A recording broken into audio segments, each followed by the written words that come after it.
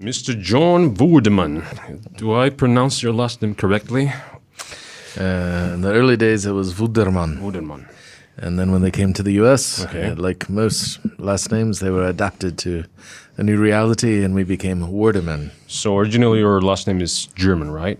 Yes. Yeah. So you were born in Santa Fe, New Mexico. Exactly. Okay, right. But it's a very, very nice last. It sounds very nice. And I think I was doing a little bit of research on your last name. It said that in German, when it was originally German, it's in direct translation in band like man with dignity or dignified man. So it's something like that. Yeah. So it's pretty nice. Hirsulikats. Yeah, very nice. That's it. Nice. Honorable man. Yeah. Okay. Great last name for a great man. So how did it all start? You came to Georgia for the first time in early 90s, right? Was it 93, 94? Actually, I came to Tbilisi first in 1995. Okay. I was studying then in Moscow at the Surikov Academy of Art, studying painting in the easel painting department. But I had heard about Georgia many years before. When I was 16 in 1991, I was interested in early music, medieval music, Renaissance music, kind of pre-Baroque and classical. And I was particularly interested in the period when folk music started to become part of the courts and part of public festivals. And it slowly started to give birth to what we later knew as classical music. But that period of what actually inspired the Renaissance in medieval music was very interesting to me. And I played Baroque flute and classical guitar. Okay. And so I'm more a painter than a musician, but I always had a soft spot for early music. And I heard a CD once called Georgian Folk Music Today. Mm-hmm. And it was a compilation of 3 different ensembles based in Tbilisi, Mze, Tiebi, and Soyinari. Okay. And when I popped that into my stereo, I was dreaming from that moment to somehow make it to Georgia. Okay. And my grandfather had a difficult childhood, but ended up being quite a successful businessman. And he sold his company also in 1991 and wanted to give as a gift to his grandchildren a trip to wherever they wanted to go. And I immediately said, I want to go to Tbilisi. And in mid-90s. 91. Okay. And there was no internet back then, but my grandfather did a little bit of research and made a few phone calls, and he said, okay, let me rephrase that. You can go anywhere in the world except Tbilisi. He was probably right. And so I had to wait from 1991 until 1995 when I finally had a chance to come. And on that first trip, it was kind of serendipitous because I was invited by a man named Rajdan Gwamichawa to come, and Rajdan and his friends met me at the airport, and they took me straight from the airport to a restaurant. And how so? Yeah, as it happens in Georgia. Oh. And the curious thing is, I'm a vegetarian, and living in Russia in the mid-90s is like a vegetarian purgatory. I was thinking, what did I do wrong to have to suffer some such inedible food? Okay. In those years, it was really bad, and there was no restaurants you could go to get anything that had flavor, and Russian food wasn't very focused at all on cooking vegetables in an interesting way. I think that's not much has changed, or has it? I think now there is some Asian and Korean and Thai and Chinese, and some Russians are starting to discover kombucha and other things like that. And, so it has changed, but back in the 90s, there was definitely I felt like I was being punished for something. Many other good things about studying in Russia, but eating was not one of them. Or if Russia too was a purgatory in terms of culinary preferences, well, Georgia was like 7 circles of hell. Okay, well, without dead animals, Georgia cuisine is just but he didn't concentrate on the dead animals. No, I think the opposite actually, because when I was swifted away from the airport to a restaurant, there was a table with this mosaic of fresh herbs and different vegetables with walnut paste and fermented vegetables and mushrooms and summer eggs cooked with beautiful tomatoes and basil. And I thought I'd literally died and gone to vegetarian artist, cultural alcoholic heaven. And the wine was flowing like cascading waterfalls and this amber golden color. And about 10, 12 toasts deep into the feast, they summoned musicians. And the musicians that came in ended up being one of the bands that was on that first CD I'd bought in 1991 at a used record shop in Richmond, Virginia. So I asked the guy who knew a little bit of Georgian then, and I said, Eldar, Shenhar, Eldar, is it you? And he was very surprised because I don't look Georgian, and he wasn't used to foreigners addressing him in Georgian. And he kind of was taken aback, and he said, yes, I'm Eldar, but who are you? And I said, I think I'm your greatest fan from the United States. And he said, it's not possible. And I said, yes, it is. I know all of your songs, and I recognize you just from the photos. And he said, it's still not possible. And I said, why? I bought your CD in the US. And he said, we only sold 300 CDs, and they were all sold in Berlin. And we've never toured to the US, nor have we ever distributed any records. So somebody bought the CD in Berlin before 1991 and took the CD to Richmond, Virginia, and resold it at a record shop that catered to alternative rock for skateboarders. And it happened on the day that I skated in to have a CD of Georgian folk music today in the front of the shelves. Wow. So that's kind of how it happened. That's called destiny, my friend. Yeah. You were destined to become wonderful story. To become Georgian. I think it's 90s, the early 90s is the dark. It's pretty dark. It's darkest period of modern Georgia history, I think. Pretty much the whole night. One of the reasons they just plucked you out of the airport and straight to the restaurant. One of the reasons the main reason was Georgian hospitality, but the second most important reason was you might have gotten kidnapped on your way to the hotel. So that was even the 95 was like that. They were more interested in maybe businessmen than I was. An art student. Art students don't earn very high ransoms.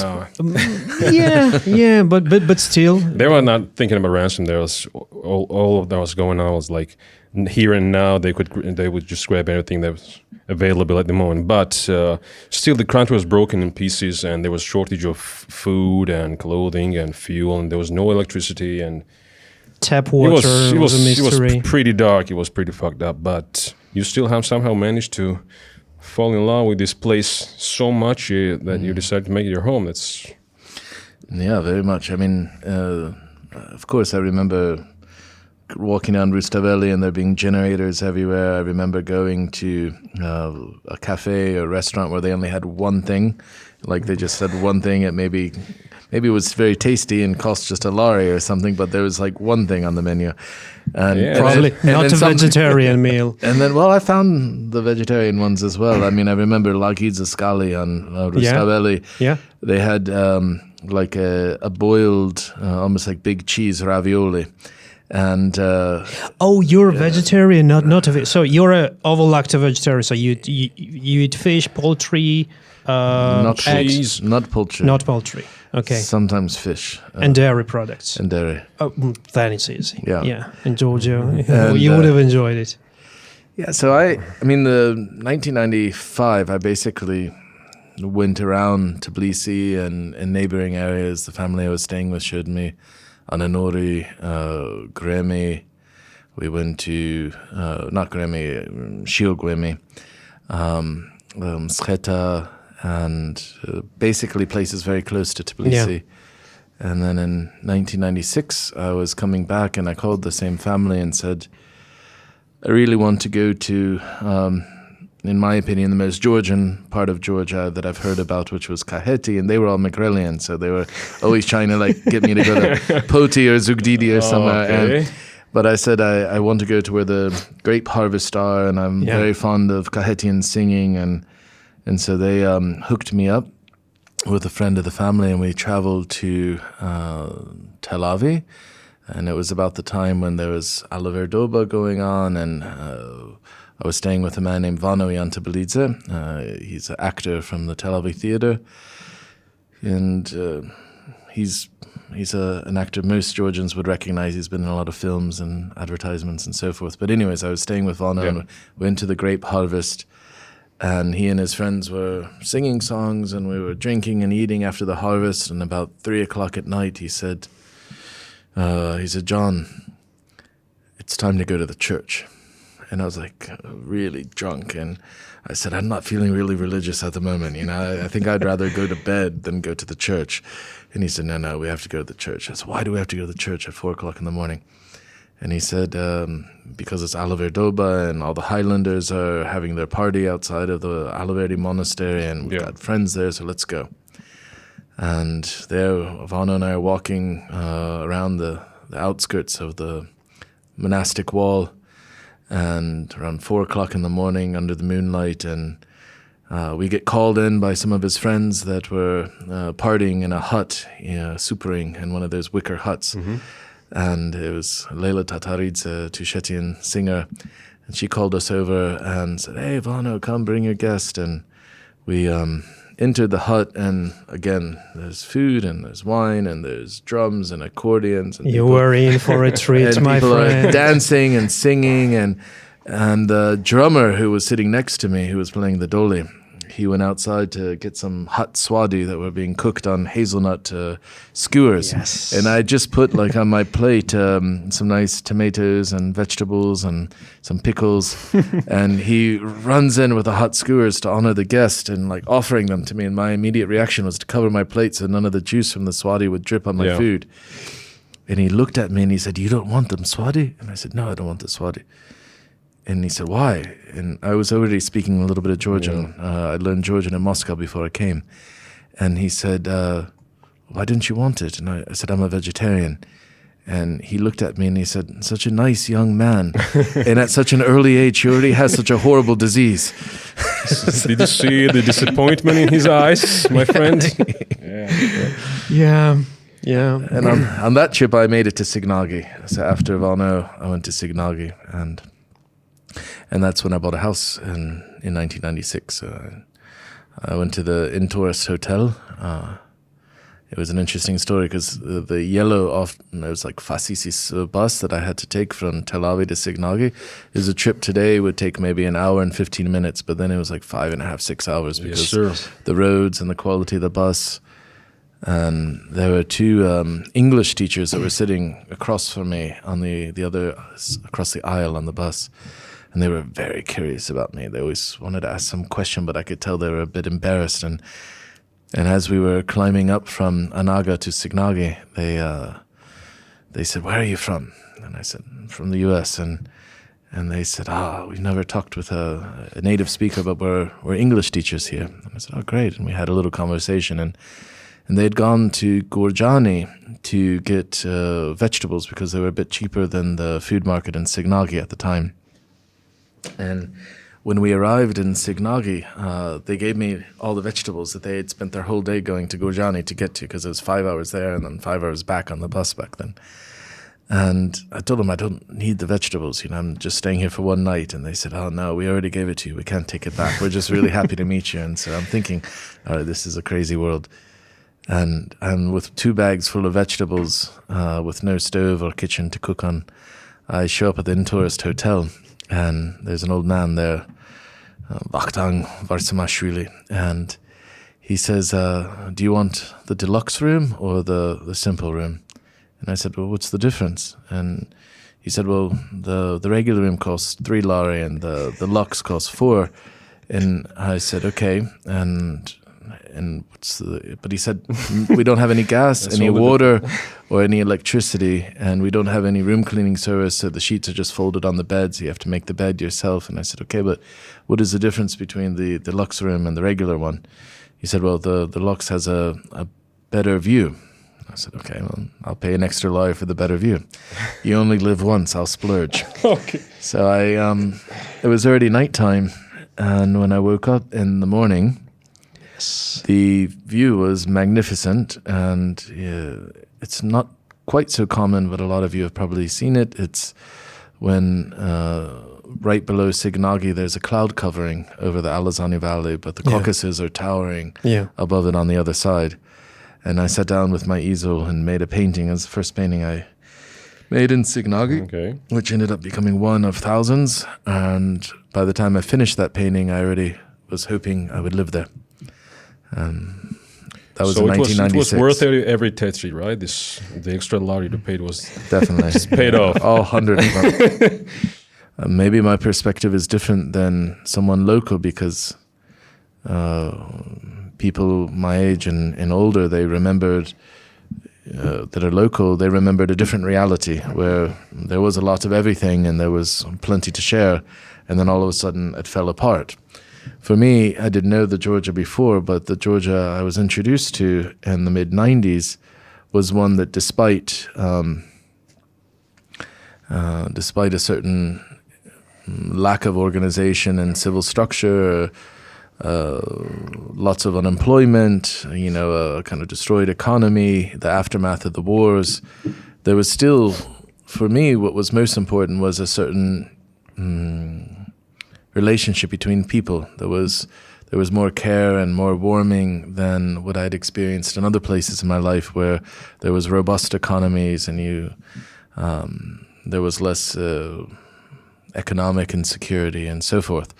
So I was really intrigued by, being in a courtyard in Tbilisi, staying there, and someone had some food and they cooked it and brought out a couple of plates, and someone else added some wine and someone else brought some pickles, and everyone's playing backgammon or cards or watching a football game or arguing about politics. But there was a sense of community that somehow we're going to help each other get through this. I agree totally. And that, in a comparatively prosperous Georgia right now, I think it's lost a little bit. Everyone's busy and we don't have time. I've got myself good friends. I don't remember the last time I saw them. And that also has some pluses. But there was something very special worth valuing about that period. I was born in 84. Georgi was born in 85 because we remember early 90s and mid and late 90s, of course, very well. And to me, I too was reading your bio yesterday evening, and that was the most glaring thing that just manifested itself out of the text on the screen. That in '95, to come from any part of the U.S. and to get amazed, mesmerized, get in love with Georgia, it's such a strange thing because. I understand that you like the Georgian dancing and the Georgian cuisine and the magnificent views out of the not very not very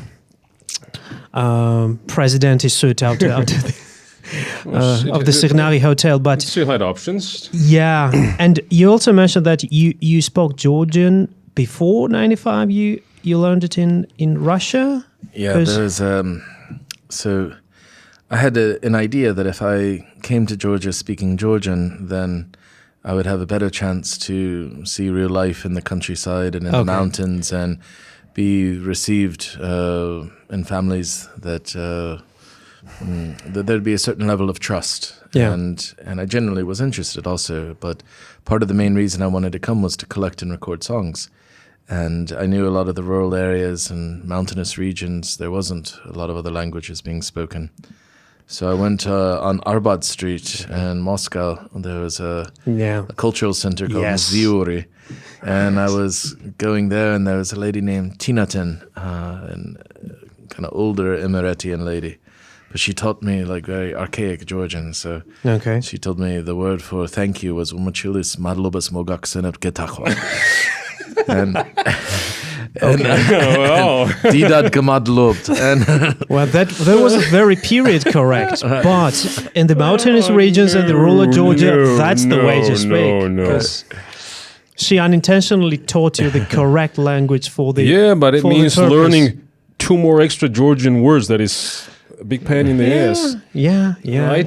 But I'm pretty sure he can never know too many words. By that time, I'm sure he didn't know how difficult this language is. The grammar. Even though he speaks now, he speaks fluent. I think he would agree, right? Do you know a lot of people, like I have friends who even attempted to try to start Georgian? There's a handful of foreigners I know that speak Georgian very well. There's only a couple that started at the time when I was learning, a handful of us, maybe 4 or 5. And now over time it became kind of obvious that if you live in Georgia, then you should try to learn some Georgian. But in the beginning, it wasn't that way. I mean, most people didn't know another foreigner that spoke Georgian, so it was quite unusual. But I did some studies in Ziuri. I had some Georgian friends in Moscow that we would try to speak Georgian together. But pretty much I learned by submersion, just living amongst Georgians. And because I wasn't with a diplomatic mission, or I wasn't here in an international organization or doing business, I was making paintings and in the evening hanging out with Georgians. So I got a lot of injection of Georgian sounds in my ears very early on. And so, yeah, I make some grammar mistakes, but I understand everything and can communicate just about everything. Yeah, no, I've heard you. Yeah, your Georgian is really good. I've heard you speak. It's really impressive. It's really impressive. John, I would like to know where this your connection. So you produce a lot of stuff, like a lot of products, and mostly your interest is wine. Am I correct? So is your main segment of your production wine, or do you consider it a different way? I just want to know, did this connection with wine start before you came to Georgia, and did you have an interest of making wine or drinking wine? What was your kind of relationship with this wonderful drink? And so how did it all start? So I had no professional experience with wine before I came to Georgia, and I had none for the first 10 years I was in Georgia. So did you like to drink it before you came to Georgia? Yeah, I've always enjoyed food and wine, and I've worked in restaurants since I was 16 years old cooking, and in my family everyone loved to cook. And when I was in Moscow I was cooking a lot because there wasn't so much to eat that I liked. And yeah, I think food and growing vegetables and gastronomy was kind of a bigger part of my pre-Georgia life. My father spent a lot of time living in the mountains, and we spent a lot of time foraging together, foraging for herbs and berries and mushrooms. And then when I was in Russia, one interesting part gastronomically was the knowledge they have of wild mushrooms and how to find them, how to prepare them, how to ferment them or marinate them, and so forth. It's a very strong part of Georgian kind of folk culinary traditions. And when I came here, I was going from village to village collecting the songs, and it was always interesting how different the cuisine was from one region or even one village to another. Or even, I remember once I was staying in Ushkuli, and each family was proud of the way they made chishtari that was different than the neighbors that were like 100 meters from there. And I had like a myriad experience of maybe 15 different kind of manifestations of the chishtari. And then you had the opposite when you came to Tbilisi, especially back then. It's changed for the better, I hope, in the last 10 years. But and I've tried a little bit to help contribute to those changes. But there was a certain standardization of Georgian restaurant menu food. There was a Soviet model that you could find from Moscow to New York to Paris. Anywhere there was a Georgian restaurant, you had basically the same 15 things on the menu. And from region to region in Georgia, the culinary experience was much more intelligent, much more sensitive, much more tasty, much more vibrant, much more unique. And so going from what the connection to music is, when I was going from village to village looking for the songs, I was often staying in the families. Yeah. And they weren't professional cooks. They were just women and men living in the village. But the quality of food was absolutely amazing, and the diversity. And in a certain way, the economic poverty of those times actually helped the cuisine, because people were foraging more for wild herbs. They were collecting wild berries. They were fermenting their own vegetables. They were making their own bread. Some of this was maybe out of culture, and some of it was out of need. They didn't have an option. But now you go to 2 and 3 Michelin star restaurants in Copenhagen or Japan, and almost all the food is made from wild herbs and wild mushrooms and so forth. So in the state of poverty in Georgia, people were practicing what the richest people eat in lucrative economies, which is curious to think about. Eventually, in 2006, I met my partner, Gela Patalishvili, in the wine business, and it was his idea. I was making a painting in a vineyard, and there was a sunset, and when I paint from life. So at a time like sunset where the light is changing very quickly, every 5 minutes is precious to me. And a man drove up on an old Soviet tractor and parked very close to me without turning off the engine and is calling out saying, I'm Gela Patalishvili, come to my house for dinner tonight in Podbiskhevi village, and I know you, but you don't know me, just come for dinner. And I'm really trying to focus on making the painting, right? And I basically turn around and tell him, well, if you want to talk to me, could you at least turn off the motor of your tractor because I can't hear you very well? And he said, no, I can't. I'm on a flat place and I have no starter, but come to my house for dinner tonight. And eventually I made it to his home, and he was as passionate about wine as I had been about music. I was looking at trying to find the unvarnished version of the Georgian songs, the way people sang as a part of a family ritual, not the way it was exported in former Soviet satellite countries that wanted 20 men with daggers and chocha singing in a very macho bass voice. The real folk music had nothing to do with this. It was an absolute abstraction from the tradition. Yeah. And Gela was starting to speak to me as we were feasting, and first his wine was very, very good. I tasted a lot of wine in Kaheti, and nothing was as deep and as pure and as beautiful as his. And two, he said that, my heart is heavy in pain because the wines that are leaving Georgia don't speak Georgian. They might have on the label that bottled in Tel Aviv, but what they're communicating to the consumers, but I really, really, really wish I was from Australia and could be on the bottom shelf of an international supermarket. Yeah.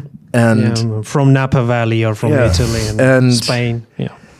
And he said, we have 8,000 years of unbroken winemaking tradition. We have our own method, the Qvevri method. Yeah. We have 525 varieties. And we have just about, if you take every terroir from Italy, France, and Spain and put them together, every kind of geological formation, including their islands, you can find here in a country the size of Holland. And he said, a country that has access to such varietal diversity, such different climates, such history, an interesting vessel, doesn't need to make Me Too wines. What we need to do is do something unapologetically Georgian, and it's okay if some people like it and some people don't. But let's be who we are. Let's make wine the way Georgians once loved and celebrated wine, not the way Georgians imagined Germans want to drink wine from Georgia. And let's do it the other way around. And back then there was very little people thinking along this way. And he wanted to bring back some of the varietals that were on the verge of extinction. He wanted to look at the Qvevri not as a symbol of the past, but as a very serious and interesting tool for making wine. And we were also thinking in those early days that the Kaheti is not necessarily the best place for growing grapes in Georgia. It's the easiest place. Right, so there are microregions in Kaheti that are very wonderful, and I have a lot of land in Kaheti as well, so I'm not saying anything bad about Kaheti. What I'm saying is that the mountains of Megrelia, of Guria, of Achara, the hills of Emereti, Lechumi, Racha are also fantastic. It's not just Kaheti. Soil especially. And soil and altitude and everything. So the Soviet model moved everything to Kaheti because it fit the socialist philosophy that where could we go for a little bit of work to get a lot of fruit? And the French have an old saying that plant grapes where nothing else grows. And yet in Kaheti you have grapes growing next to watermelons, tomatoes, cucumbers, and everything else. Yes, sir. The reason for that is in poorer soils where there's less nutrients in the soil, the vine has to struggle more and work harder and go deeper with the roots into the soil in order to extract the nutrients it needs. When it does that, there's a complexity in the wine that's much more compelling. When the soil is black and rich and easy, it's great for tomatoes, but it makes a grapevine very lazy. And so you get some very fresh fruit qualities, but nothing else. Not interesting acidity, not interesting minerality, and so forth. Again, in Kakheti, there are a lot of different places, and there's mountains and slopes with interesting mineral compositions. I'm talking about the flatland on either sides of the Alazani River, where what we call plonk in American. Plonk is the cheapest kind of wine that's least desirable. The Georgian plonk is growing there at the bottom of the valley. And the higher quality wines are going to always be coming from the slopes, from the mountains, from the terraces, or at least near the beginning of the mountains where the water and erosion brings down the minerality from the rocks and cliffs in the mountains down to those slopes. Long story short, Gela said, help me. And on that first night, help me achieve this. And I told him, but I'm a painter and kind of doing ethnographic work with music, and I don't have any time left, so what do you really want from me? And he said, well, I've been growing grapes since I could walk.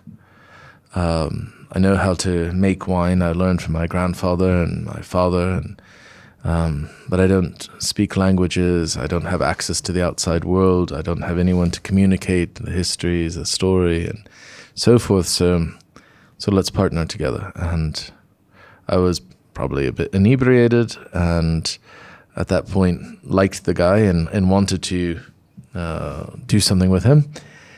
And so I said, so what do you need in the beginning from me? And he said, we need money. We need to buy this vineyard. And I said, okay, I don't know if anyone's told you, but art students don't have money. And he said, yeah, but even American ones? Right. He said, but if you really want to find money, I'm sure you could. So I asked him how much, and he said $36,000. And so I that's a hefty amount for the time. For the time, yes. Went looking for, it was a 12-hectare plot of land, and it was very unusual to have that many hectares in one grouping. Yeah, it's pretty big land as well. And it was 4 hectares of saperavi, and the rest was empty land. Okay. So some of my friends loaned me money, some family members. I had a little bit saved up, and we had a friend that also invested in the beginning, and we bought the plot. And then comes springtime, so we bought the plot after the harvest, and in springtime we started working in the vineyard and getting everything ready. And in summer, Gela said, now we need more money. And I said, now what do we need money for? And he said, now we need a cellar. I said, yeah, but I saw the cellar at your house. It's beautiful, and why don't we use that? And he said, no, we can't fit all the grapes there. And I have another family vineyard, and we crush those grapes there. So I said, okay, how much do you need? And he said, $36,000. So we... What's with the number? 36? He liked that number. He likes that number. And so we built the cellar with recycled qvevri. Okay. And the cement was still wet when we were crushing our first grapes in autumn of 2007. Okay. And we crushed the grapes, and I'm like, okay, now we're making wine. This is good. And then comes spring, and he said, need more money? Let me guess, 36,000? Something like that. And I said, how much do you need? Is around 30,000. Okay. He said, for what now? And he said, for bottles, for labels, corks, and then you need some plane tickets, because you have to get on a plane and start selling this stuff and, showing it around the world. The story of an American painter, an artist, and a Georgian farmer on a crusade to save rare varieties and an ancient method of making wine in a kind of then still troubled Eastern European country, a former Soviet country, was a story a lot of people liked. So the wine was good, but it also attracted a lot of attention. The idea behind it was also quite interesting. And now we're how many years later? So that was in 2007, and now we're in 2021. So 14 years has passed, and we have we're in more than 20 different countries, and farming hundreds of different varieties. And we have vineyards in the mountains of Achara, in Samskhe Jawaheti in the south, in Imereti, in Kartli, multiple locations in Kaheti. And so it has become a much bigger part of my life than I was intending it to. But cuisine as well, because right when we opened the winery, very shortly I'd done a lot of art exhibitions, so this metaphor kind of worked easily for me, that if a painter, no matter how great his paintings are, if he has no space to show them, then it doesn't really matter if he paints or doesn't. There's no venue to communicate. Yeah, true. And our wines were being already from the beginning sold in interesting markets and restaurants around the world, but there was no real place for people in Georgia to experience them. So we started the Pheasant Sears restaurant 1 year later in 2008. And in the beginning, we thought it was just going to be kind of a place for wine tasting and snacks, but it very quickly metamorphosized into a full-on restaurant. In Signagi? In Signagi. Okay. And then later we opened Underground and Azurpesha, and then out there the Crazy Pomegranate, and then Poliphonia, and so forth. So, and with gastronomy, it was the same thought patterns. It was, as with the songs, this kind of model, what the work we were doing with the music was echoed in the work we were doing with wine, which became transferred into cuisine as well, which is interesting because they're all kind of components of Georgian kind of cultural context for eating and drinking. And but just like we wanted to bring back some of the singing traditions that were on the verge of being lost, and not just practice the same songs that everyone knew, and not have them be in Western renditions, but try to look for more authentic manifestations of the song. Same thing with wine. We were looking at, okay, Rakatsteli and Saperavi is great, but what about the other 523 varieties? What happened to them?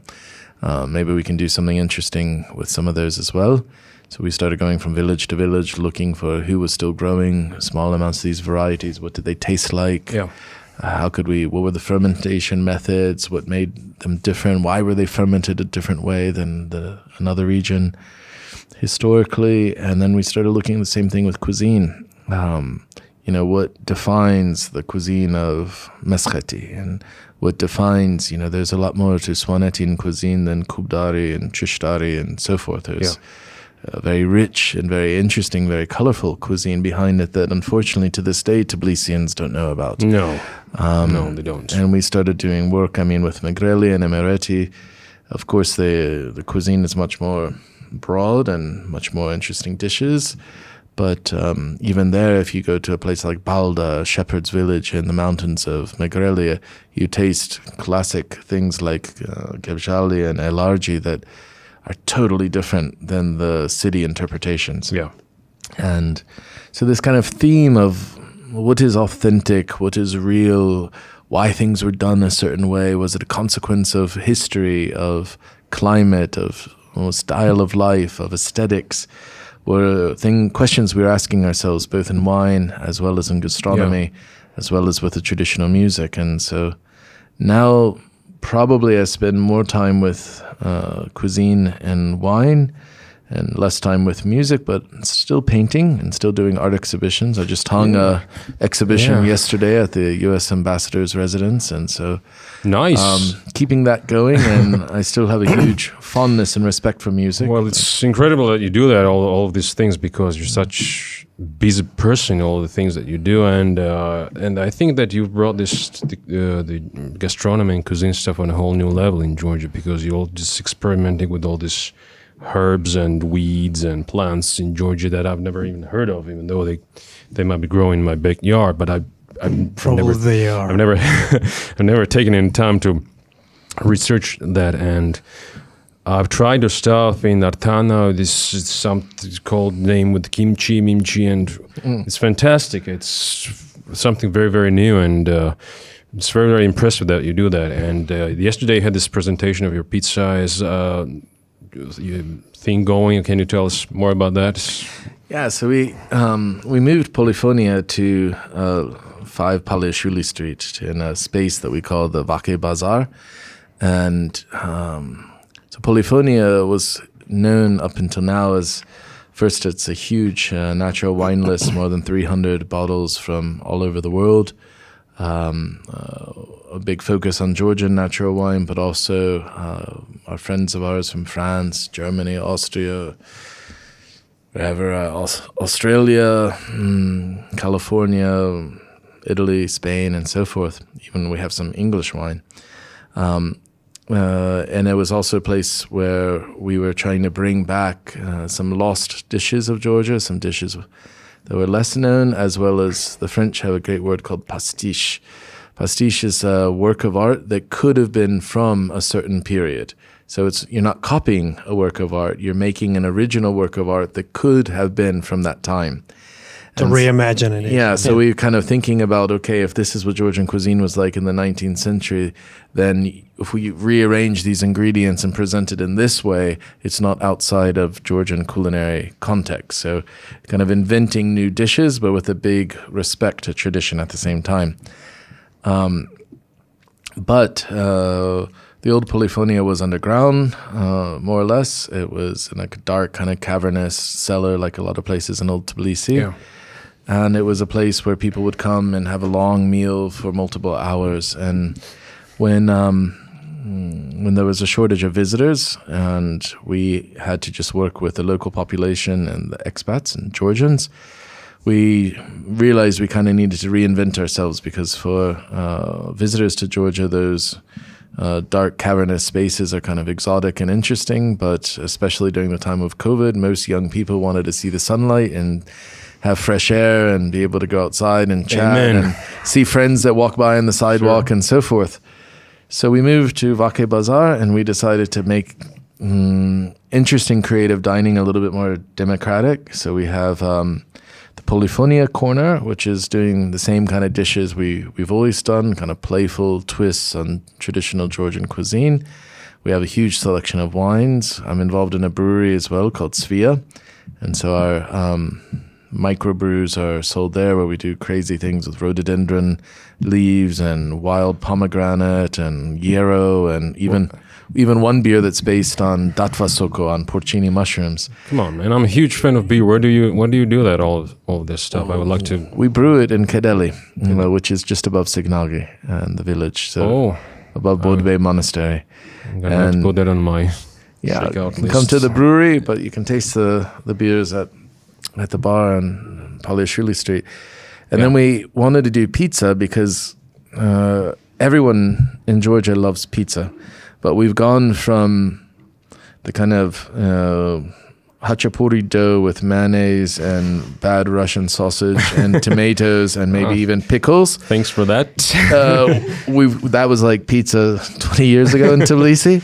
And now we've had a new thing going on where a lot of people are trying to take pizza more serious, but some people are I think missing the idea that you can make extraordinary pizzas from local ingredients, that we don't need to bring everything over from Italy, for instance, in order for it to be a more authentic pizza. Out of 13 of the ancient wheats in the world, 4 of them are from here, and so you don't need to don't need to bring wheat from Italy. And if you get a good suluguni, it's not worse than mozzarella, and Cahetian tomatoes have more flavor than Italian tomatoes anyways.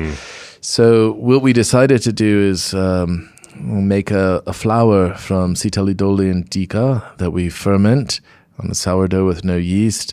We're using very high quality cheese, sometimes emiruli, sometimes suluguni, using Cahetian tomatoes, and then we're using charcuterie like pancetta and so forth from a local producer, Nathan Moss.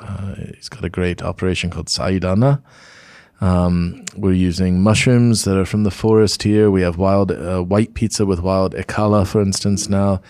And so we're looking at taking the philosophical concept of a great pizza, an Italian understanding, but using all Georgian ingredients. And still, in that way, I think we're actually closer to something authentic than if we bring in substandard products or even high-quality products from far away. So I spent more than a decade of my life just around the corner in Paliashvili, in a legal department. It's very close to your ex. Yeah, my ex alma mater, Yes. and so I served as a legal counsel. So I met a lot of people, a lot of businessmen, including those who are experts and operate in Georgia. And I can't remember any one of them who speaks with such, like a fatherly tenderness, like you do about, like you speak about your children. Like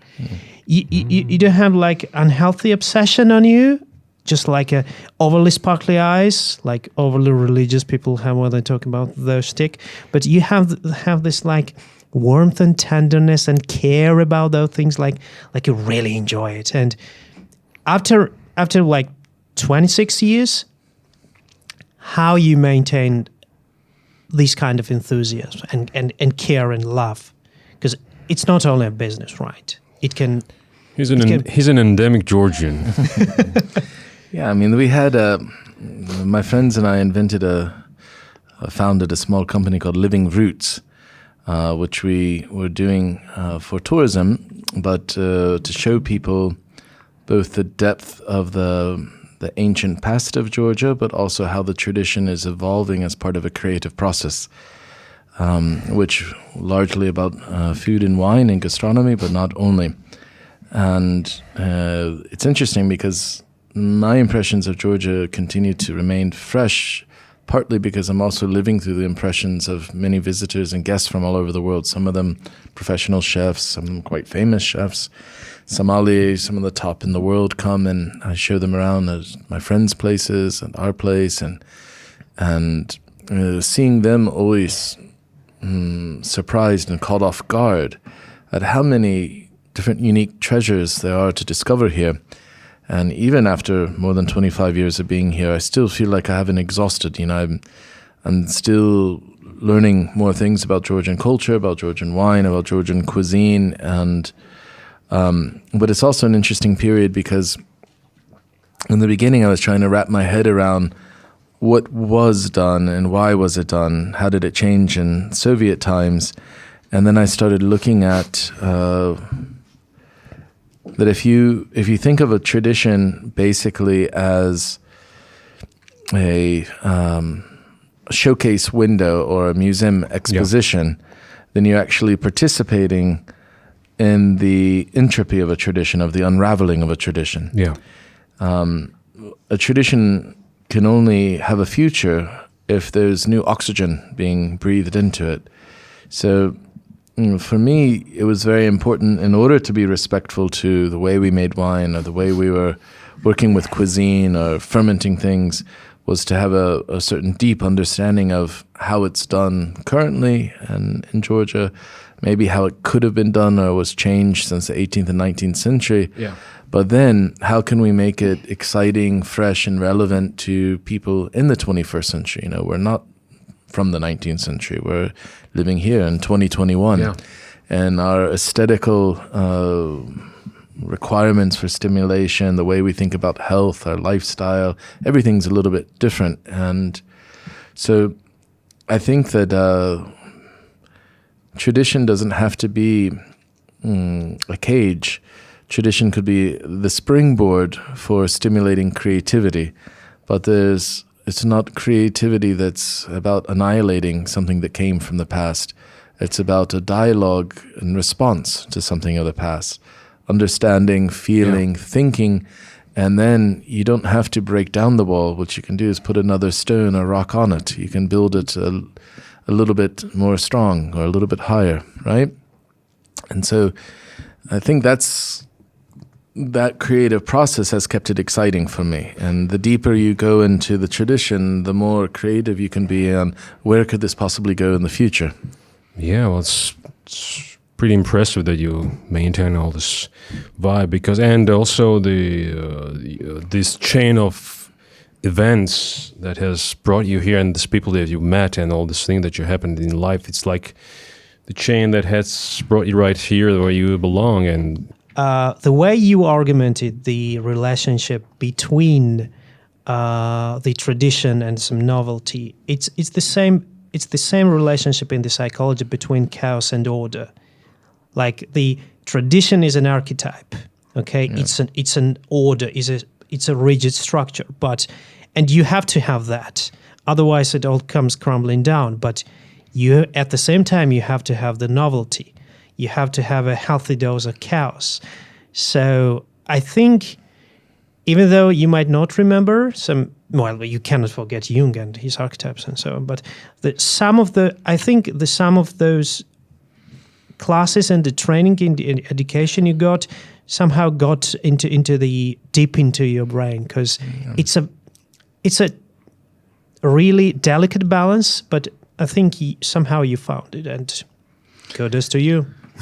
I mean, for me, I remember when I was studying art history, because even though I was a painting major in my undergraduate at the Maryland Institute College of Art in Baltimore, as well as a painting major at the Surikov, doing a graduate degree, but during art history courses, it was always interesting because, art historians or historians in general like to classify everything. And then, for instance, in the 19th century, 18th century, there was the Romantics and there was the Classicists. Yes. And, these were the kind of emotional guys, and these were the kind of more pure guys processing everything through the logos, through the logic. Yeah. And I never understood why you have to separate that. Why can't you be passionate and thoughtful at the same time? Why can't you have intense emotion but have, like the spinal cord holds up all of our muscles, you could have a thought pattern that's very intense and strong and have emotional passion at the same time. And that same kind of like middle meeting area, like for me, there's no recipe for making a good wine in a qvevri. You need constant dialogue, you need constant feeling, you need to give constant attention. And of course, you can understand why things were done. If we were to look at the typical dichotomy of Georgia, Eastern and Western Georgia, there's reasons why in Western Georgia there was different processes in the enological way of making wine than in Eastern Georgia. Those processes begin with the pH in the soil, with the humidity in the air, with the culinary traditions, even with war, with the invasions of different empires and the influence that they had on cuisine and culture and mindset. So it's kind of, we could think about terroir not only as soil composition, but as the collective inheritance of the physical, spiritual, and historical properties of a place. Yeah. And that forged why songs had a certain texture, why cuisine has certain chords, just like there's chords in music. We could talk about food in chords and vibrations. And wine is also a part of that, of course. So for me, for instance, when people say that Cahetian style of wine must be 6 months, all skins and all stems in the qvevri, there's nothing I've ever read in the 19th century that says that was the case. If you read, Ilya Chochovadze and Going from Village to Village, certainly that was one way you could make wine, but it depended on the altitude, it depended on when you wanted to drink the wine. There were wines that were going to be drunk after the harvest at Easter, 6 months later, and if you have 6 months of skin contact, it's not very enjoyable to drink them 6 months later. It's enjoyable to drink them 2 or 3 years later. So they would have required to have a wine that could be drunk young, another wine that maybe they gave to a lord that would be laid down to rest for a couple of years. Yeah. So I think, when we think about tradition and history, first we have to take off the standardization and homogeneous impact of the Soviet period. There was some very good scientists and some very interesting things that happened in Soviet times, but there was a standardization of, for instance, you look at a Soviet textbook on winemaking from the middle of the 20th century, like after World War II, it says there's 3 kinds of wine that was made in the world. There's really? Cahetian method, Emiratian method, and European method. So that means 2/3 of the world's wine traditions come from Georgia. And then the other third is the same, no matter where you are in Portugal, France, Spain, Italy, or so forth. It's not true. Within Emirati alone, there's hundreds of ways you can make wine. And in Kaheti, there's also various ways. And the different regions of France alone is enough to fill multiple volumes of books in terms of winemaking traditions. Of course. But if someone was to believe this in the Soviet system, then that meant there was a description of what a Emiratian wine, how that should be made, or how a Kahetian wine should be made. These kinds of standardizations and recipes are destructive to tradition. They don't support tradition. Well, we're still suffering from the consequences of that ideology, right? Yeah. So my thinking was, if you can understand why there was more skin maceration or less skin maceration in making wine, then you can take into consideration climatically why that might have been, historically why that might have been, and be respectful, but in the end make your own decision, based on the year, based on your aesthetical taste, based on what your friends like to drink. There's a lot of parts of the equation. A lot. And I don't think that tradition stifles creativity. I think tradition fosters creativity if we look at tradition as something to be in dialogue with and not as a straitjacket or a recipe. I think this is very important for Georgia because one country right now, sometimes in Georgia, you have people that really, really, really yearn to get out of Georgia and go to the craziest club in Berlin as soon as possible or immigrate to the US and so forth. They basically want to deny their Georgianness. Yeah. And then you have the exact opposite that's dreadfully afraid that their children might see something on television or internet that's going to rob them of their Georgianness. So you have like two extremes. Or turn them gay immediately. Right. And for me personally, I think there's a huge wealth. It's a intangible wealth and heritage, the traditions that have made it to this day in Georgia. But in order to use them as a healthy part of society, we have to look at ourselves as part of a long, collective, creative process. And it's a tough thing to do for a Georgian person. Maybe coming from the outside. One, I didn't take anything for granted because I wanted to learn everything in order to understand, and I didn't wake up one day and think, okay, I know what it means to be Georgian. But someone born here might say, okay, I don't need to study that or that or that because, of course, I'm Georgian. That's us, unfortunately. I think you've learned more about being Georgian than the rest of us. Even the people who sit in this room, you've learned more about being Georgian combined. Yes. So yeah, I'm really proud of that actually, that the person that was not born in Georgia has this so much feelings and obsession and love towards all of the culture and tradition that we have, and sees the culture and tradition the way that it should be seen and not the way it has been presented to us for 100 years. And it's really, really impressive. And I'm really, really big admirer, John, because you you produce so many things, and you do all the stuff, and you have your own wine and pastry, and you experiment with the food and stuff. And I've seen you party, by the way, and man, he parties like there's no tomorrow, and maybe not even day after that. That is the Georgian way of partying. Yeah, no, he has it on another level, and still the tomorrow comes, and John is plenty of work to do. Yeah, and everybody's dead. Okay. Everybody's dead, and John is somewhere in the fields. Where's John? Nobody knows. He's collecting some herbs and good liver, my friend. Good liver. Some very, very exotic Georgian breakfast with some herbs. And I want to ask you about drugs. Yeah. What do you think Georgia's potential as a cannabis growing and producing and CBD producing country? Hemp included. Yes. How do you see that? Well, there's the historical precedent, of course, in Swaneti and other regions. Hemp was important for textiles, for ropes, even for cuisine, many rest, and for other things as well. I think, I think there's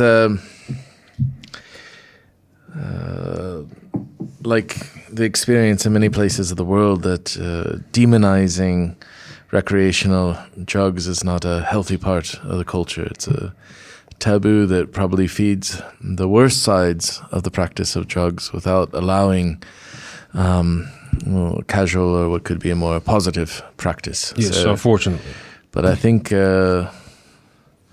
it's going to be complicated because somehow we're still, especially an older generation, a more pious generation, looks at horror at a joint, but has no problem with drinking a liter of cha-cha. And in terms of what actually causes more harm to our psyche or to our body, it's probably a liter of cha-cha. Yeah. But this is the other side of cultural heritage, and which I think also. I think the Georgian word for kepi, for instance, of feasting or being with friends and sharing, I think that it had a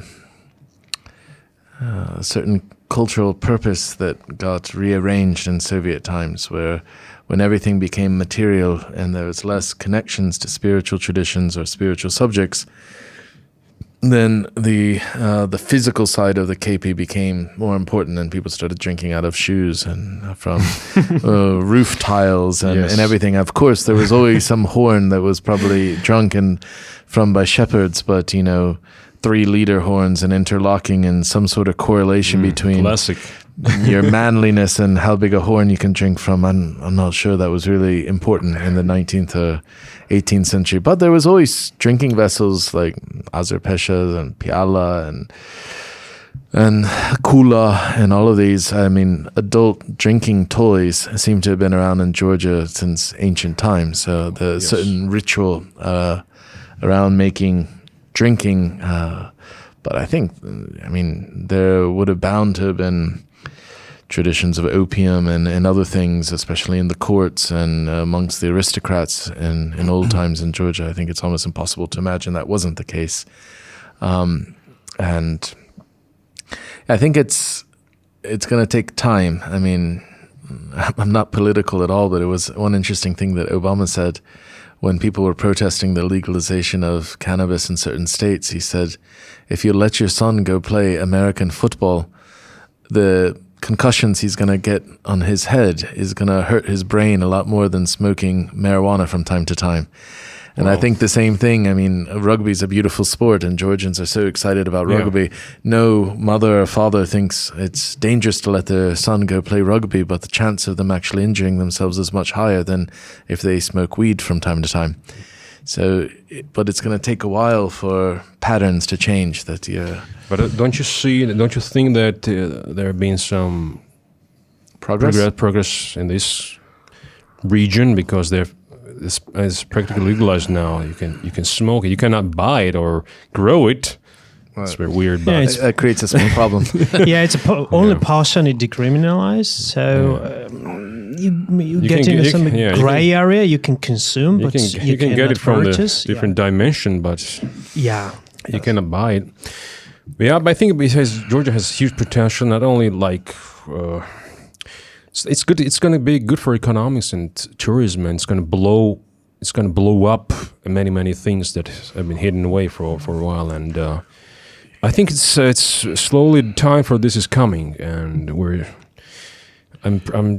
want to believe that it's going to happen in my lifetime, and I'm going to see this. It will happen, and it could have happened a couple of years ago, but the political establishment in the country and the religious establishment.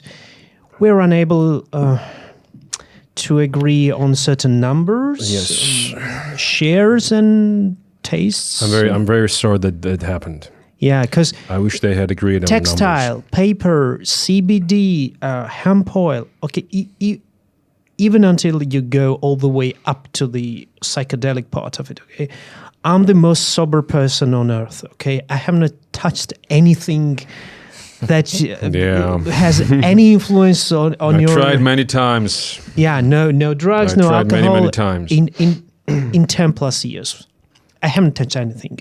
I like to be sober and a little bit on edge, but even I can bloody see the benefits of CBD. Okay, I have used CBD in recent years from the pain. It works wonderfully, at least on me. Okay, then you have hemp. You have hemp seed, you have hemp oil, you have textile, you have paper. So you are leaving a giant piece of investment and money on the table. Well, it grows everywhere wildly. I mean, in Samskei Jalacheti, and it's everywhere. And in the mountains, you can also find it, but especially on the roadside, it's so the habitat is right for it. Yeah, I mean, I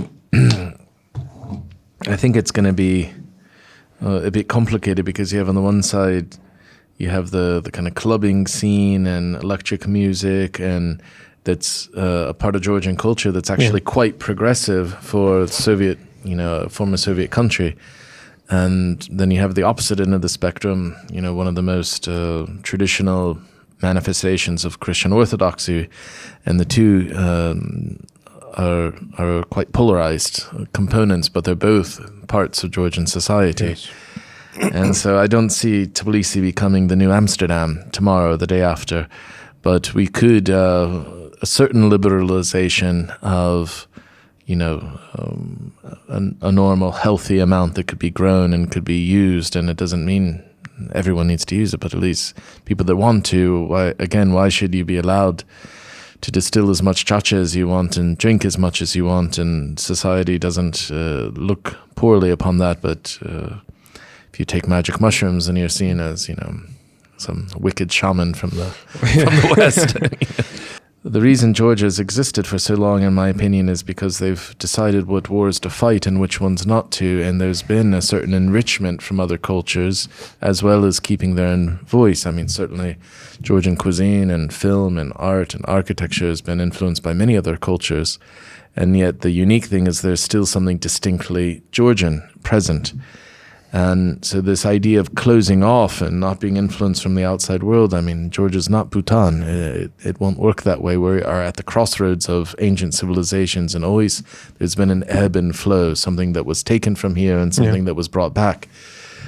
And I think that's part of the beauty that makes Georgia layered and interesting and fascinating, that even in Tbilisi, in one city, there's very European aspects and very Asian aspects, and you see that in architecture and cuisine and people's gestures and intonation and so forth. And those two kind of different aesthetics intermingle in a very comfortable way that's also quite unique and interesting. So I think a certain porosity and breathing with the outside world is necessary for Georgia's future development and participation in kind of an international community.